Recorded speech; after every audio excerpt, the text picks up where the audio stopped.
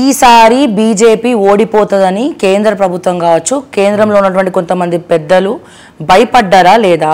ఇక్కడ సెంట్రల్ కేంద్రంలో గెలుస్తారా లేదా అని చెప్పి ఇప్పుడు ఇక్కడ చంద్రబాబు నాయుడు ద్వారా రేవంత్ రెడ్డిని ఒక ఫ్లైట్ లో కూర్చోబెట్టుకొని మాట్లాడి కొంతమంది డమ్మీ క్యాండిడేట్ ని కాంగ్రెస్ తరపున మీరు పెట్టండి, దానికి కారణంగానే మల్కాజ్గిరిలో ఈటెల రాజేందర్ గెలవడానికి కేవలం మోడీ వేవ్, అక్కడ ఉన్నటువంటి కాంగ్రెస్ లో ఉన్నటువంటి సునీతా మహేందర్ రెడ్డి, చేవెలలో కొండ విశ్వేశ్వరరెడ్డి ప్లేస్ లో రంజిత్ రెడ్డిని పెట్టడం కారణం.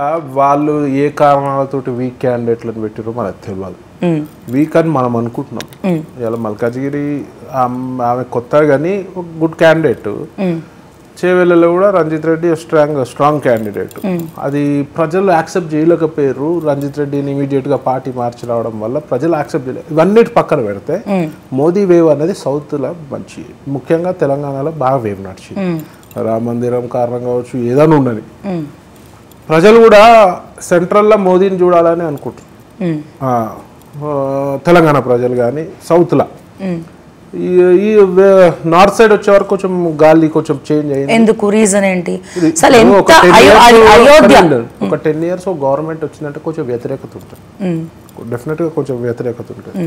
ఇంకా ఇండియా కూటమి అని చెప్పి ఉన్న స్కామ్ స్టార్లు అంతా కలిసి ఒక కూటమి చేశారు. డబ్బు విచ్చలవిడిగా వాళ్ళు పెట్టడం జరిగింది. బీజేపీ పార్టీ ఇప్పుడు కూడా డబ్బులతోటి రాజకీయం చేయదు, స్కీములను నమ్ముకొని చేసే పరిస్థితి ఉంటుంది బీజేపీలో. ఇండియా కూటమిలో అంత స్కామ్ స్టార్లు ఎవరు, ఏ పార్టీలు కలిసి అంత స్కామ్లో కలిపి ఉన్న అంత కూటమి అంతా అది స్కామ్ కూటమి. విపరీత డబ్బుల ప్రభావం కొంచెం కనిపించింది. కొంచెం యాంటీ గవర్నమెంట్ 10 years నుంచి ఉంది కాబట్టి అదొక కొంచెం ప్రభావం కనిపించింది. కానీ ఎట్టకేళ్ళకి మేమే గవర్నమెంట్ ఫామ్ చేసిన ఎన్డీఏ వాళ్ళైతే 200 seats రావు, 150 seats రావు అనే పరిస్థితి ఉన్నది. ఎలా పరిస్థితి ఏందో మీకు తెలుసు.